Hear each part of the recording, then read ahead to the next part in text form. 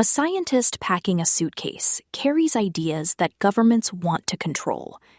Two articles published this week show how nations treat the movement of expertise as a security threat. In Mada Masr, Jeffrey G. Karam details a violent 1960s campaign by global powers to stop German rocket experts from reaching Egypt. Today, the tactics shift from physical force to bureaucracy. Writing for ProPublica, Lisa Song examines a proposal that would block American researchers from international projects, like the CERN particle accelerator. Putting this history next to a modern policy draft reveals something striking. Whether through violence or paperwork, the political instinct to build a wall around human knowledge remains exactly the same. In an essay published just this week, Jeffrey G. Karam looks back at July 1962, when rockets suddenly rose over the Egyptian desert. President Gamal Abdel Nasser had announced the country's entry into the missile age, relying on imported German scientists. Listen for the extreme lengths global powers went to in response. Karam details how intelligence agencies used everything from kidnappings to letter bombs to stop a newly independent state from mastering advanced weapons. What happens when a post-colonial state attempts to challenge the global concentration of advanced technology? From artificial intelligence to nuclear technology and advanced weapons, this question has once again moved to the center of global politics. Yet the struggle over who possesses advanced knowledge, who is permitted to develop it, and who claims the authority to deny it to others has a much longer history.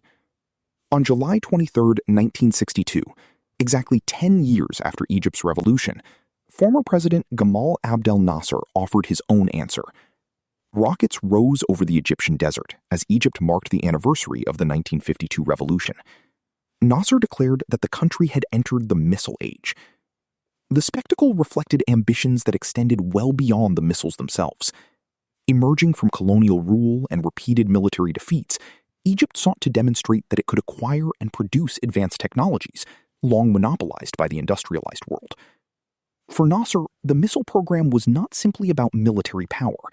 It formed part of a broader project of technological sovereignty, the belief that political independence remained incomplete without the capacity to master modern science and industry. The response quickly became international. Israeli intelligence launched a covert campaign against the German scientists helping build the program, through intimidation, kidnappings, letter bombs, and assassination attempts. West Germany struggled to balance its growing economic and diplomatic ties with the Arab world against mounting Israeli pressure and the moral and political legacies of the Second World War. Washington increasingly viewed Egypt's ambitions through the language of regional stability, proliferation, and its evolving security partnership with Israel. Even the Soviet Union, Cairo's principal military patron, remained reluctant to see Egypt acquire capabilities beyond Moscow's control. At the center of these competing interests stood a group of German scientists and engineers whose expertise transformed a national development project into an international political crisis. More than 60 years later, the questions raised by Egypt's missile program remain remarkably familiar. Who gets to master the technologies of the future, and who claims the authority to decide? A post-colonial quest for technological sovereignty. Egypt's missile ambitions grew out of military defeat. The Nakba of 1948 exposed the weaknesses of Arab armies, while the 1956 Suez Crisis reinforced Egypt's dependence on technologically superior powers. Although Nasser emerged politically strengthened from Suez, the conflict underscored that military independence remained constrained by technological dependence. His ambitions, therefore, extended beyond acquiring better weapons. Across the post-colonial world, newly independent states invested in dams, factories, universities, laboratories, and industry, not only to accelerate development, but also to reduce dependence on former colonial powers. Egypt's missile program belonged to this broader effort. Developing an indigenous missile capability promised military advantages, but it also symbolized the belief that advanced scientific knowledge need not remain the monopoly of the industrialized world. Yet ambition alone could not overcome structural constraints. Egypt lacked the industrial base, the scientific infrastructure, and the specialized personnel needed to build advanced missile systems. Purchasing weapons abroad offered one solution, but dependence on foreign suppliers inevitably limited Egyptian autonomy. Even the Soviet Union, despite its close partnership with Cairo, remained unwilling to transfer every technology Egypt sought. Great powers, regardless of ideology, were reluctant to relinquish control over the knowledge underpinning strategic superiority. Egyptian policymakers, therefore, pursued a different strategy.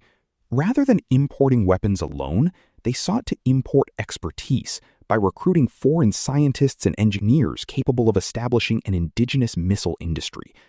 West Germany became a particularly attractive source of that expertise.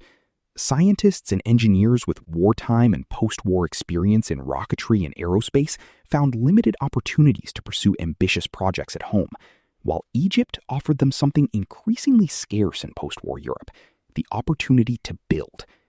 Dozens eventually accepted contracts connected to Egyptian aviation and missile projects, transforming an ambitious national development project into an international geopolitical crisis. The German scientists who became a crisis. For Israel, the presence of German scientists in Egypt carried historical and strategic significance that was impossible to separate. German experts were helping an Arab government develop missiles that Israeli leaders feared could eventually threaten the country's cities. Whatever the technical limitations of Egypt's program in the early 1960s, its political and psychological significance was profound. The controversy, however, was never simply about missiles. It was about who was permitted to acquire advanced technological capabilities. Egypt viewed foreign expertise as essential to reducing its technological dependence and strengthening its sovereignty. Israel, by contrast, regarded an indigenous Egyptian missile industry as an unacceptable strategic challenge. The struggle was therefore as much about preserving a regional technological advantage as it was about countering an immediate military threat. Israeli intelligence closely monitored the German scientists and the network of European front companies, suppliers, and intermediaries that procured equipment and materials for the Egyptian missile program before launching a covert campaign to disrupt it. As part of Israel's Operation Damocles, letter bombs wounded staff at the Egyptian missile program's procurement offices in Europe. Likewise, rocket specialist Heinz Krug disappeared in Munich in 1962, widely believed to have been abducted and killed by the Mossad. Rather than targeting missiles alone, Israeli operations targeted the people who possessed the expertise Egypt sought to acquire. The campaign demonstrated a broader reality that continues to shape international politics. Restricting the movement of knowledge can prove as strategically important as restricting the movement of weapons. The episode also unfolded within a broader history of Arab-German relations that is often overlooked when reduced to another chapter of the Arab-Israeli conflict. For many Arab governments, West Germany had become an increasingly attractive economic and technological partner. It possessed advanced industrial expertise and, unlike Britain and France, was not directly associated with the region's recent colonial rule. For Bonn, the Arab world offered expanding markets and another arena in its Cold War rivalry with East Germany. Egypt's recruitment of German scientists emerged from these wider political, economic, and scientific relationships. The missile program, nevertheless, became a diplomatic crisis. Bonn sought to preserve its expanding economic and diplomatic ties with Arab governments while responding to mounting Israeli pressure rooted in West Germany's post-war commitment to reconciliation with Israel and its broader reckoning with the Holocaust. Yet it possessed only limited legal authority to prevent private citizens from accepting employment abroad. Washington, meanwhile, viewed Egypt's ambitions through the language of regional stability, proliferation, and alliance management, reflecting not only genuine security concerns, but also a preference for preserving a regional military balance favorable to Israel. The episode exposed a dilemma that remains strikingly contemporary. States can restrict the sale of equipment, impose export controls, and disrupt procurement networks. Controlling expertise is far more difficult. Scientists cross borders. Knowledge circulates. Technical experience cannot be embargoed as easily as hardware. Long before governments competed over artificial intelligence, semiconductors, or quantum computing, they were already competing over the people capable of producing the technologies that mattered most. Why the missiles matter less than we think? Egypt's native missile program ultimately fell short of Nasser's ambitions. Technical obstacles persisted, particularly in guidance and control systems. The program demanded financial, industrial, and human resources that Egypt struggled to sustain. Israeli covert operations, together with West German pressure that encouraged scientists to return home, further weakened the project.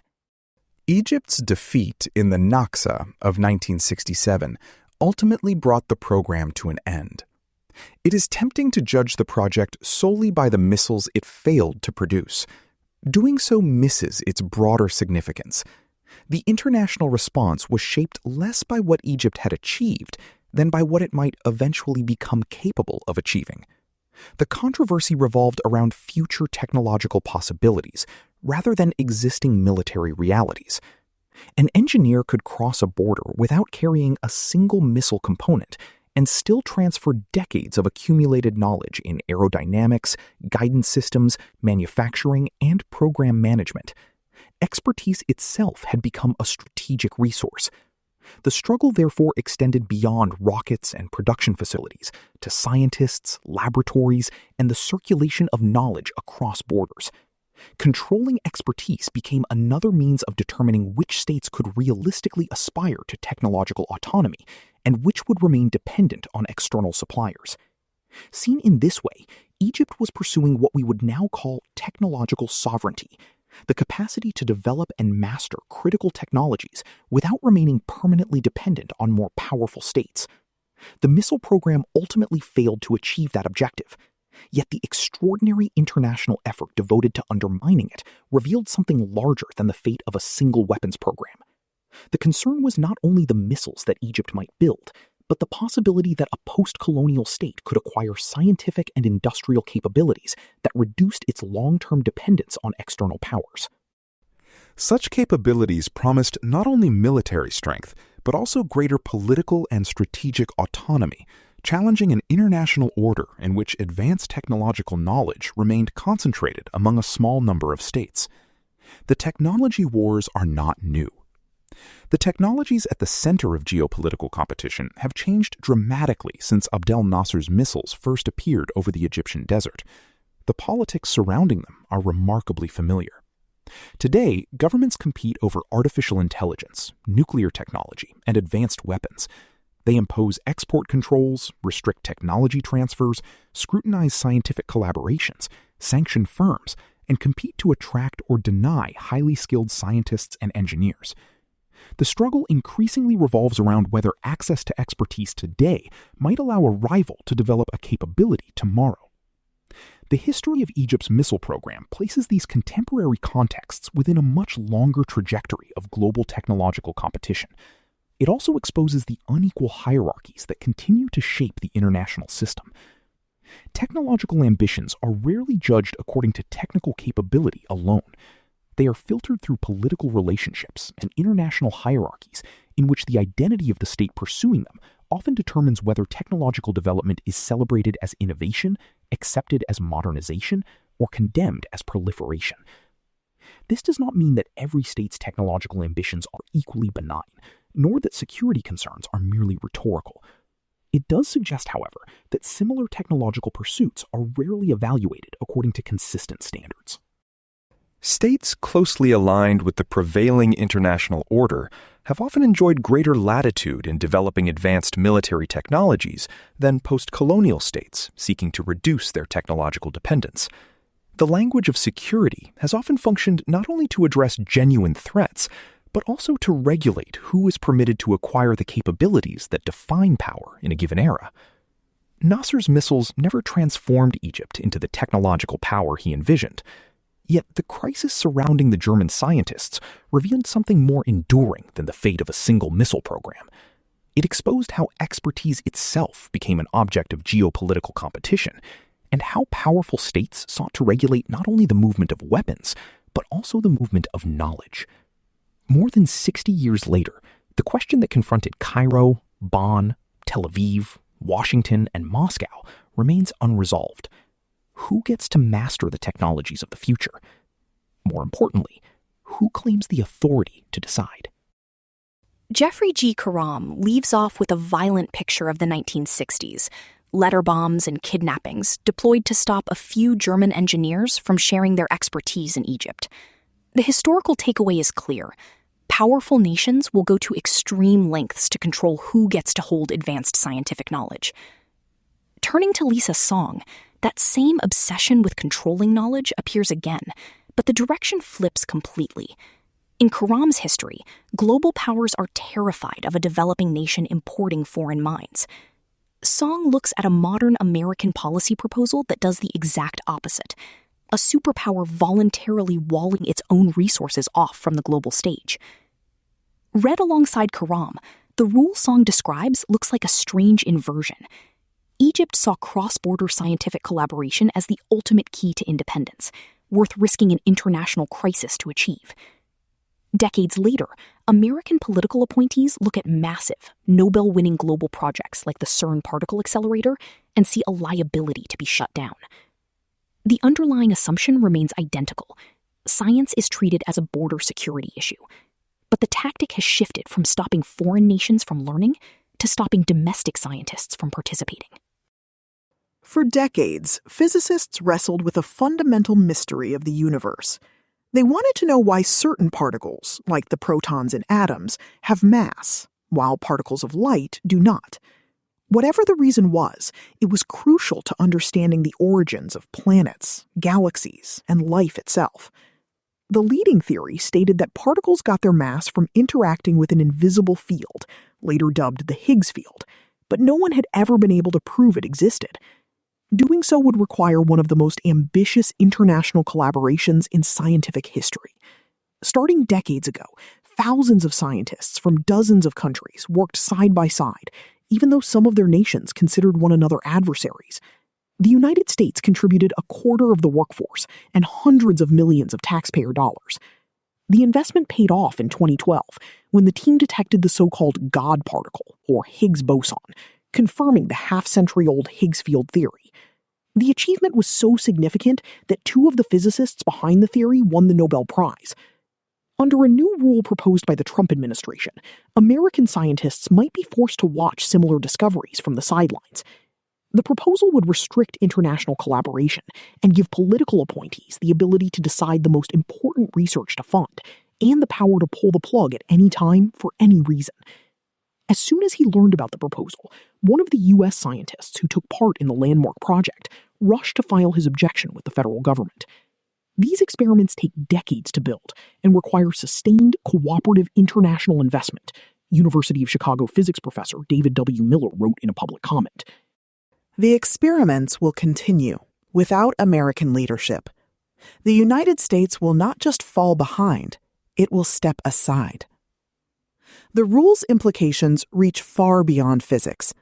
Proposed by the Office of Management and Budget, a little-known but powerful part of the White House that guides federal spending, it would give the administration's political appointees across dozens of federal agencies significant discretion over how grants are awarded and terminated.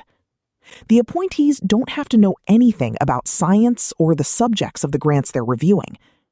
Russell Vought, who runs the office and has made expanding presidential control over federal spending one of his signature goals, has put the philosophy into practice over the past 2 years, helping to dismantle the U.S. Agency for International Development and, in another controversial move, blocking funds already allocated by Congress. Vaught's decision last year to cancel 284 Department of Energy grants drew renewed criticism after an agency lawyer recently admitted in court records that the terminations were based solely on the political identity of the grant recipient state, in other words, blue states. The rule would cover at least hundreds of billions of dollars in federal grants, touching everything from food stamp benefits and housing assistance to small business loans and funding for the arts. Many cities, states, and nonprofits rely on federal grants in their annual budgets.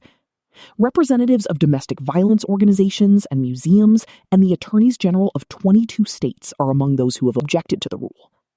Vaught's office wants the final version of the rule to take effect on October 1st.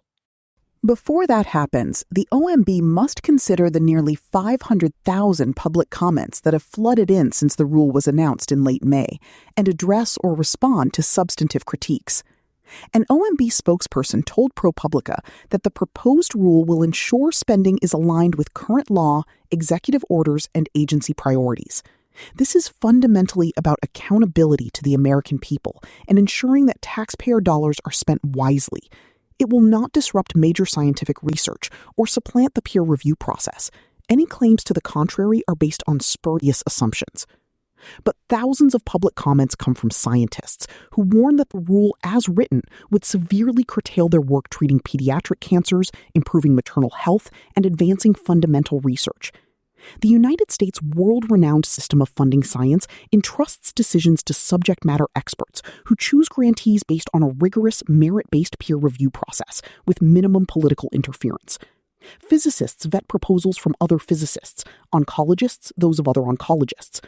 Larger projects get steady funding through multiple years so that researchers can hire staff, design and purchase equipment, and make commitments to other involved institutions or people, such as patients undergoing treatments.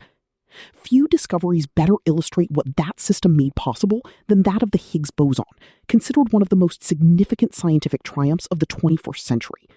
Miller took ProPublica inside the endeavor, highlighting ways the new rule could imperil similar projects in the future. The United States built the greatest scientific enterprise in human history on a simple idea. Fund the best ideas, chosen by the best experts, and get out of the way, he said in his public comment. This proposed rule dismantles that principle entirely, and it does so in ways that will cause immediate, concrete, and in many cases irreversible harm to American science. Miller, 43, said he owes his entire career to government investments in research and education. He grew up in Chicago and went to public schools. Neither of his parents went to college. His mother was the first female paramedic hired by the Chicago Fire Department. His father, a firefighter, did construction work on his days off. Miller liked building stuff in his dad's workroom. He made shelves for his bunk bed and etched his own circuit board in high school.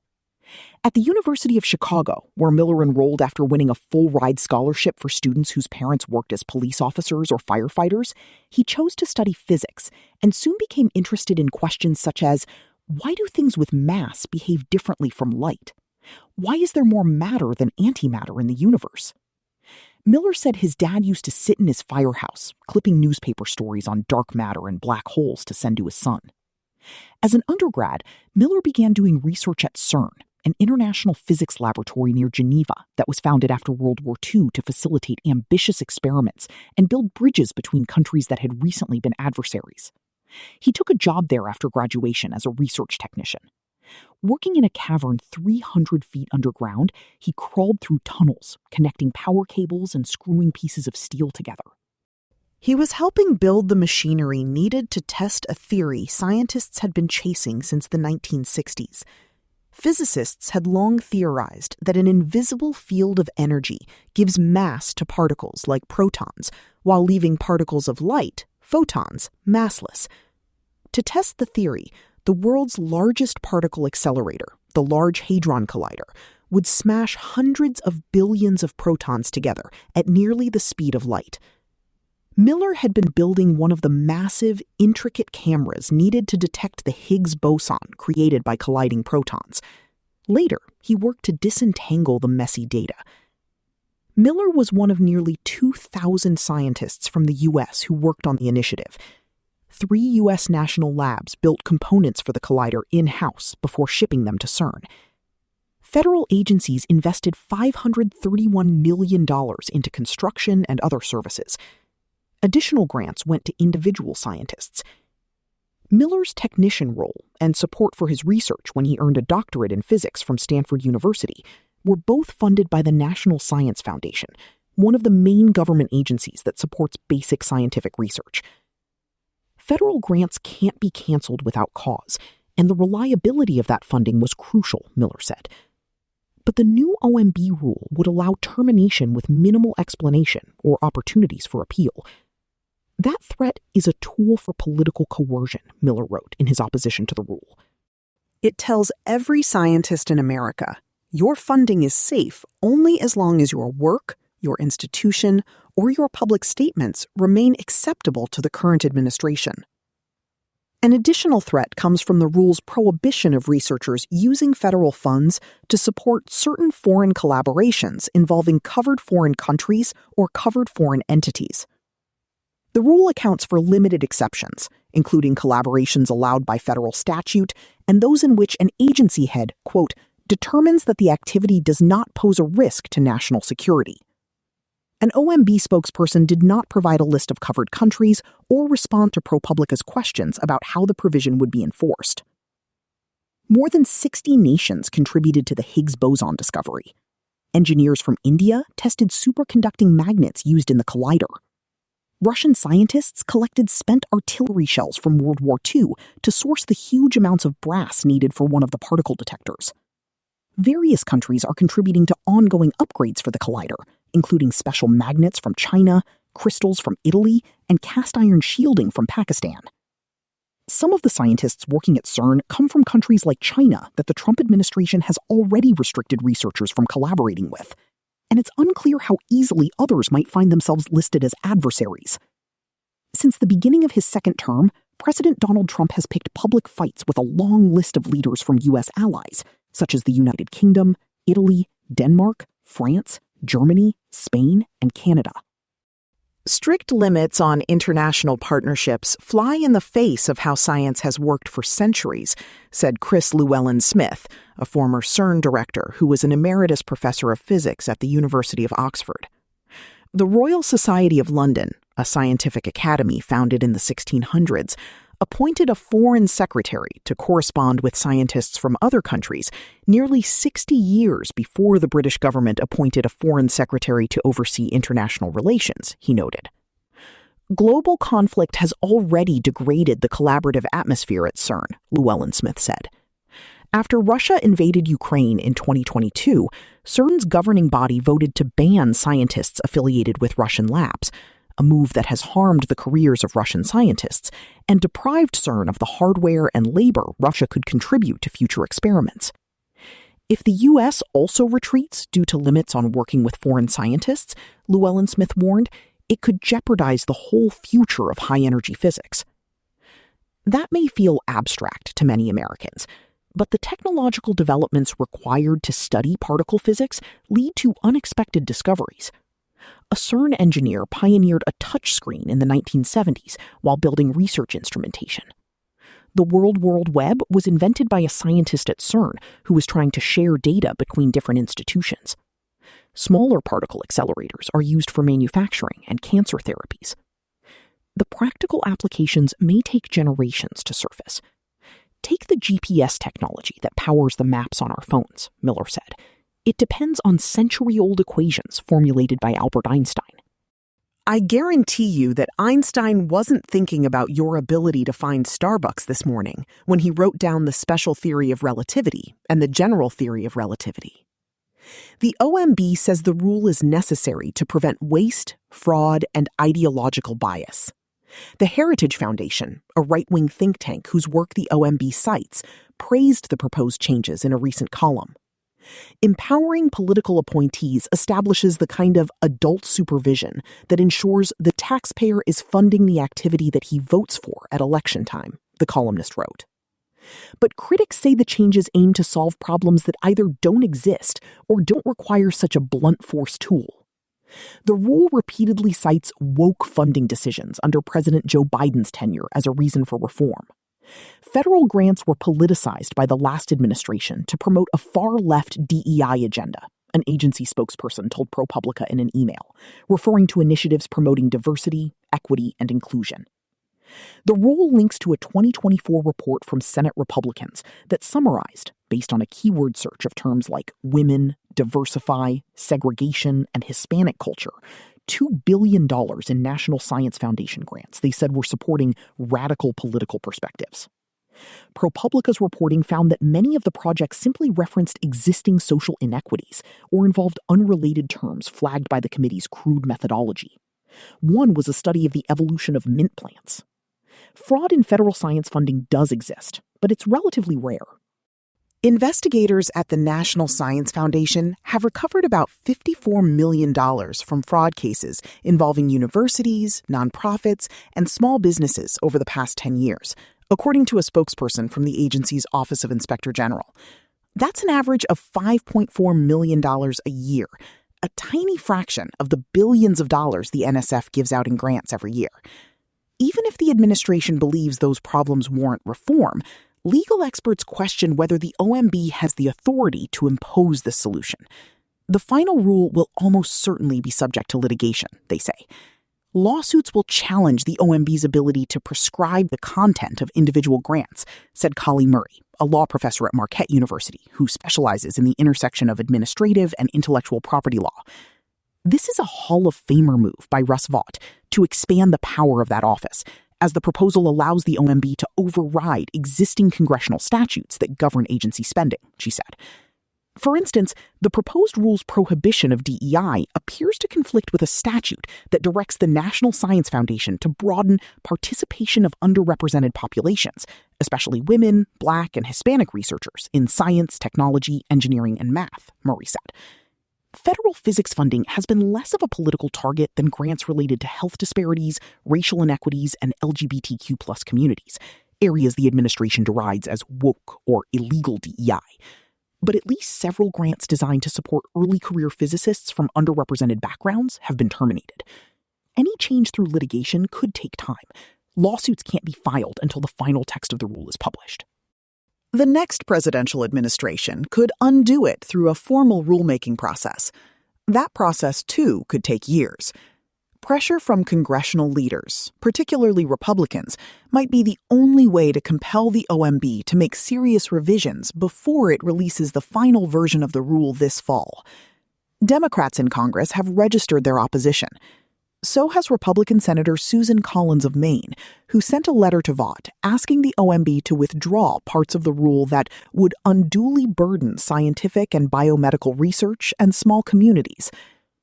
Collins took particular issue with the provision that would allow political appointees to review grant proposals, noting that it would undermine the goal of awarding funds based on scientific merit and value rather than political ideology.